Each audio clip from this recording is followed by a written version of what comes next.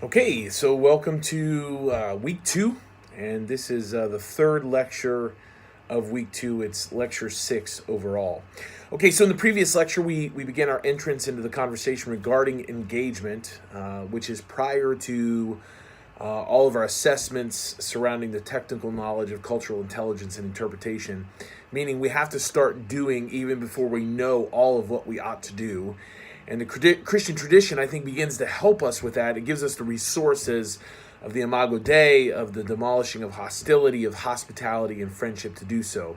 We learn even as we lean into those new relationships, and we get more information even as we go into transformative encounters.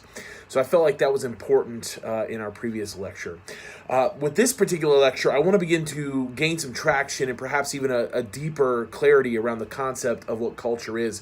What exactly are we talking about when we speak about culture? Culture is batted around in many fields and areas of study as a part of my role as a multiplication catalyst in our church district and ultimately within Olivet now. I spend a lot of my time thinking, reading, and reflecting, even processing the ideas of organizational or leadership cultures. In fact, many would suggest that leadership is about shaping the kind of culture necessary for healthy systems, empowered leaders, and meaningful vision to emerge. Leadership is about architecting a culture, whereas management is about operational efficiency within an already existing culture.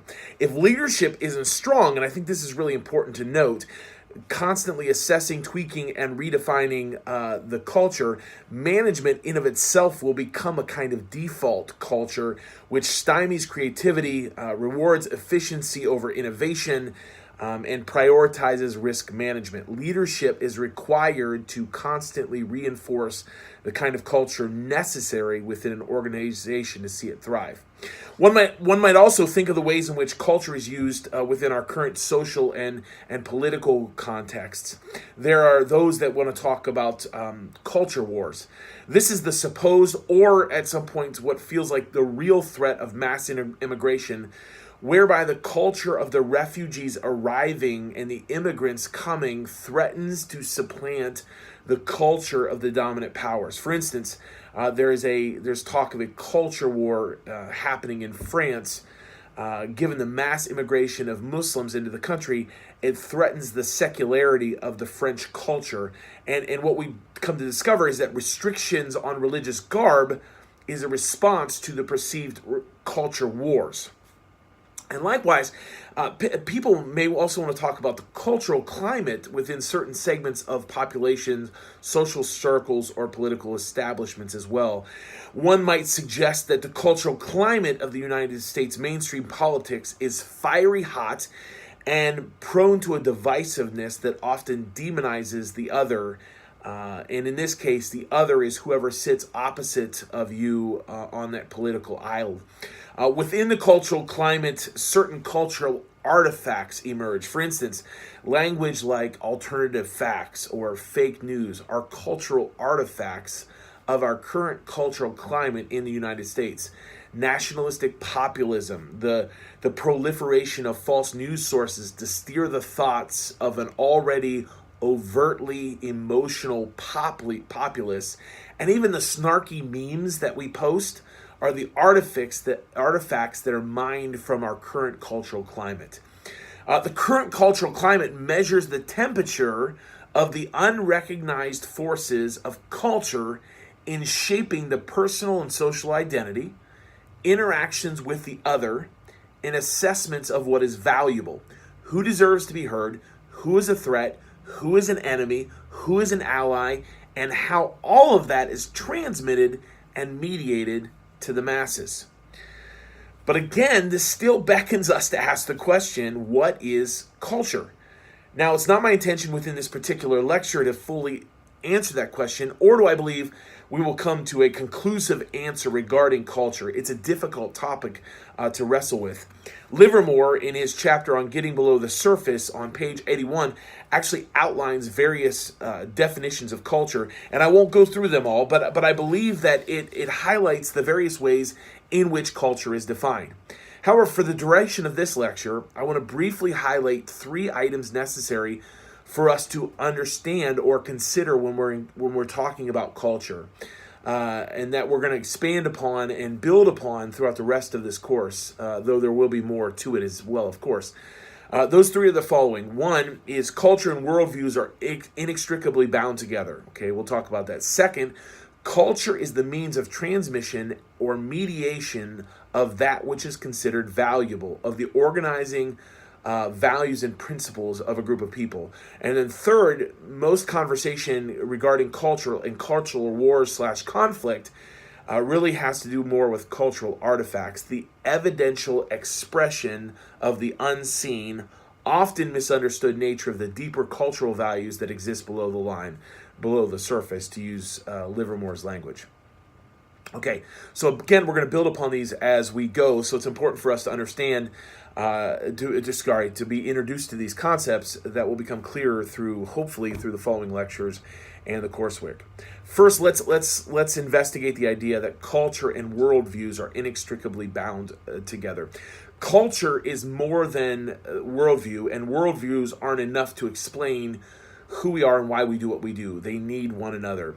One might say that they give rise to one another or reinforce one another. It's not even necessary to ask which comes first, culture or worldview. What is a worldview? Now, Andy Crouch in his book Culture Making suggests the following. Worldviews are perceptual frameworks. They're ways of seeing. Our worldview determines our values. It helps to interpret the world around us. It sorts out what is important from what is not. What is the highest value from what is least. A worldview then provides a model. Now, I want to suggest that our worldviews seek to make sense of the bigger questions of life. They want to understand what I would say are relationships, our relationship to the transcendent or transcendent truth, or the lack of transcendence in reference to secularity, our relationship to the world in which we live or on which we live, our relationships to one another, and our relationship with self, right? So one might suggest that a worldview is shaped in the book of Genesis, in which those four primary questions are answered in chapter 2.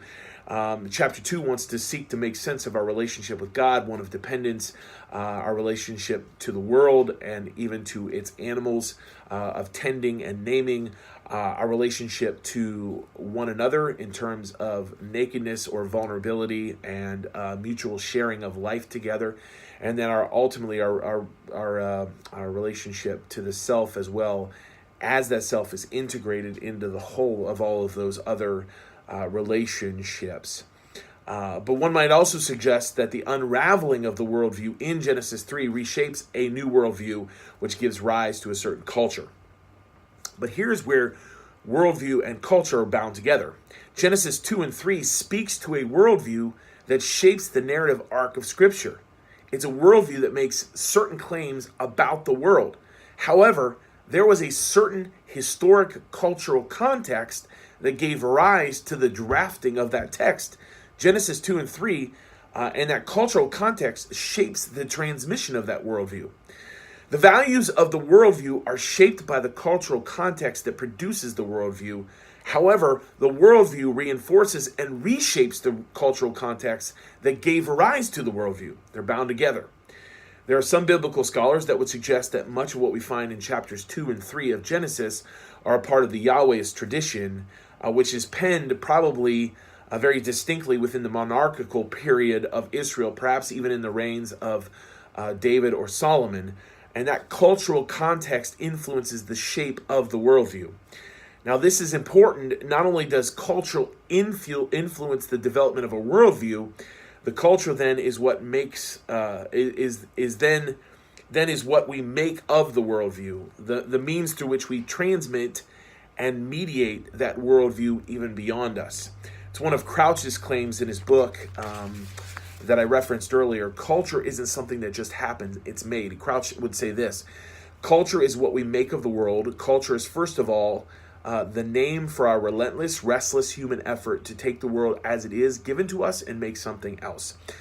Culture mediates and transmits our worldviews through social environment, signs, and symbols, often creating its possibilities or limiting its expression. In this sense, Livermore is correct. Culture is the air we breathe, the water we swim in, even when we're unaware of it. It's found within the social fabric of our communities, always operative behind the scenes. Cultural artifacts are the means by which we come to know our culture, the overt expressions of that transmission in language, art, organizational development, political agenda, food, music, education, social circles, and even the way we dress. Because these are overt, these tend to be the areas that draw attention and become the assessments that we deploy against one another in our judgments, and ultimately in our conflicts. However, because they're above the surface, we never move to the deeper exploration of cultural transmission of the worldview and the values that shape those artifacts in the first place. Now, due to the length of this particular lecture, we're going to come back to this at the beginning of next week, but I would want to share with you another example of how my claims function within the sphere of cultures and worldviews. The culture of the 16th century Europe became the fertile field for the emergence of the Renaissance, or the embrace of knowledge birthed again from antiquity that began to give rise to the emergence of a new worldview, ultimately breaking out in what would be called the Protestant Reformation and the Scientific Revolution. Both Luther and Galileo were products of their culture and participants in the artifacts of that culture. But that culture provided the opportunity to question the assumed worldviews. A new worldview in the Enlightenment emerges that reshapes Western culture.